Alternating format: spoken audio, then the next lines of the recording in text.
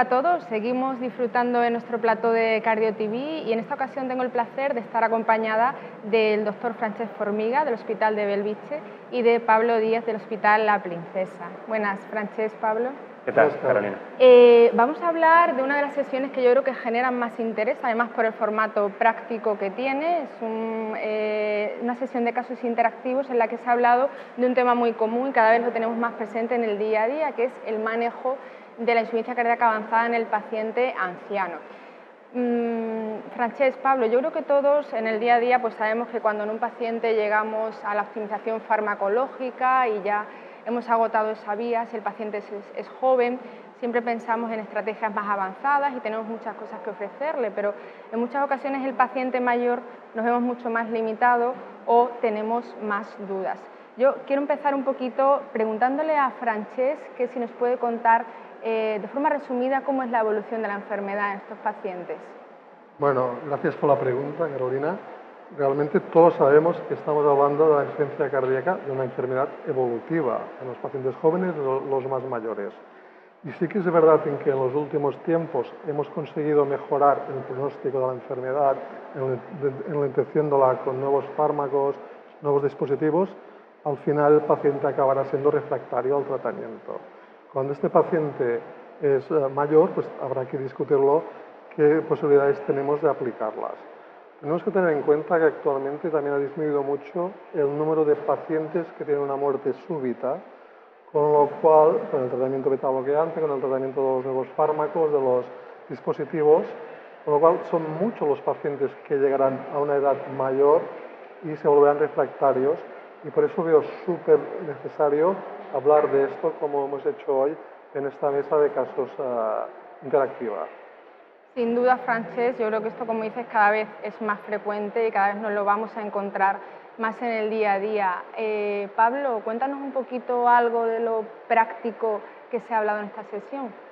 Bueno, pues yo muchas gracias, lo primero, Carolina, por la invitación a estar aquí. Para mí es un placer estar con Francesc, como no puede ser de otra manera, que hemos coincidido pues, en muchos foros y estoy encantado. Yo creo que, como bien decía Francesc y como bien has introducido tú, los casos interactivos que hemos visto son casos en los que se han abordado, como decíais, escenarios complejos, pero también escenarios frecuentes en la práctica clínica habitual, que tienen que ver con la indicación fundamentalmente de dispositivos en el paciente mayor con insuficiencia cardíaca avanzada. Hemos visto dos casos muy interesantes, el primero de ellos el del doctor Pedro Caravaca del Hospital Clínic de Barcelona, donde se ha planteado la indicación de asistencia de larga duración o de trasplante cardíaco como terapia en un paciente mayor con insuficiencia cardíaca avanzada. Y el otro caso que ha presentado el doctor César Jiménez del Hospital Universitario de Cádiz ha sido muy interesante también porque ha abordado el escenario de la indicación de un desfibrilador en un paciente mayor con insuficiencia cardíaca, disfunción ventricular, en el escenario de la prevención primaria, sin olvidarnos también, como comentaremos y como veréis en el caso, una vez que lo reviséis, de la prevención secundaria también.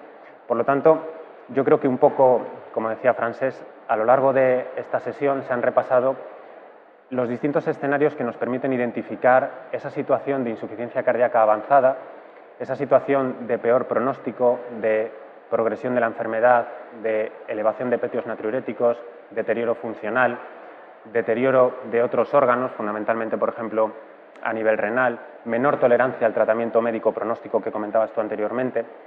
Y existen diversos documentos de trabajo a nivel europeo, a nivel americano, recientes, y que lo que nos permiten es identificar ese perfil de paciente, esa ventana de oportunidad en la que tenemos que identificar a estos pacientes para plantearnos, efectivamente, la implementación de esos tratamientos avanzados que, como decía Francesc, en el paciente joven quizás no te generan tantas dudas y quizás en el paciente mayor, sobre todo si nos encontramos ante un paciente robusto, un paciente con poca comorbilidad, etcétera, etcétera, el beneficio pronóstico está más que demostrado.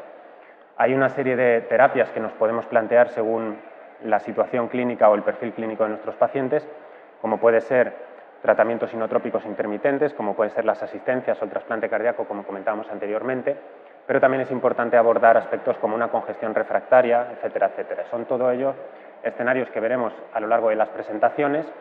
sin olvidar, por supuesto, el impacto de la comorbilidad, de la valoración de la fragilidad, de otros síndromes geriátricos y, por supuesto, un escenario en el que la consideración de los cuidados paliativos, que debería hacerse desde el inicio y a lo largo del curso de la enfermedad, de la insuficiencia cardíaca, como comentaba Francesc, debe considerarse siempre.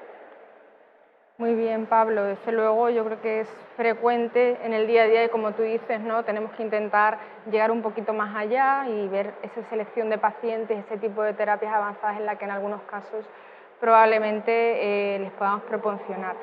Y cuando llegamos ya, Francesc, a ese paciente, ¿no? En el que vemos que ya estamos en una fase muy avanzada de la enfermedad, que hemos llegado al tope de la optimización de tratamiento y probablemente un paciente ya de edad avanzada, con mucha comorbilidad, que pensamos que ya tenemos que estar en el escenario de poder ofrecerle algo que vaya más allá o pensar en esos cuidados paliativos que nos mencionaba Pablo. ¿Esto cómo lo gestionamos, Francesc? ¿Qué nos puedes contar? Bueno, aquí no sé si agradecerte la pregunta, porque es una pregunta compleja, porque los clínicos estamos acostumbrados pues, a ir a ver a las guías de práctica clínica que nos dicen de las situaciones. En este caso, si ustedes miran las guías europeas, americanas, lo que se dedica a cuidados paliativos es mínimo. Sí que estamos de mucha suerte porque tenemos ya algún documento muy bueno. Hay un europeo de hace un par de años y uno anterior del grupo de la SEC, que realmente les recomiendo que se los miren porque están muy bien. Personalmente, ahora que no nos oye nadie, a mí me gusta mucho más el de la SEC, porque entre otras cosas me fío mucho de algunos autores como Pablo. Bien, lo que está claro que algo tenemos que hacer en las guías. En este momento, la decisión es cómo lo hacemos. Hay básicamente la idea de hacer dos modelos.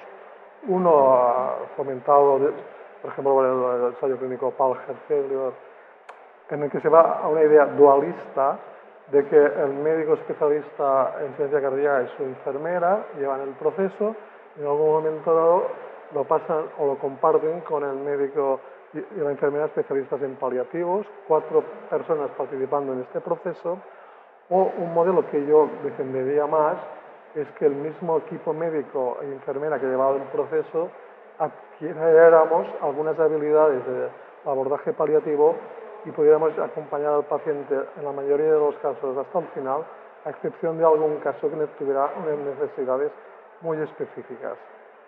Hagamos lo que hagamos, lo tenemos que hacer dando una idea de continuum asistencial, no empezar el día antes de los paliativos, sino ir informando a nuestros pacientes de que están en una enfermedad evolutiva y, aunque nosotros apliquemos muchos scores, quedarnos un poco con la idea de que no son matemáticas exactas, que nos dan una idea de qué paciente va a ir peor, pero tenemos que, sobre todo, tratar las necesidades, no un score pronóstico.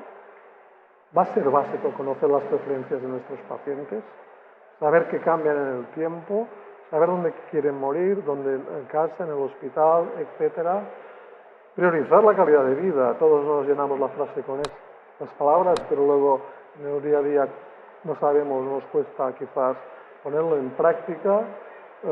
En algún momento tenemos que retirar los medicamentos, nos cuesta también retirar dispositivos y también aprender a que probablemente nuestros pacientes van a necesitar algún soporte psicológico, religioso, el que ellos necesiten.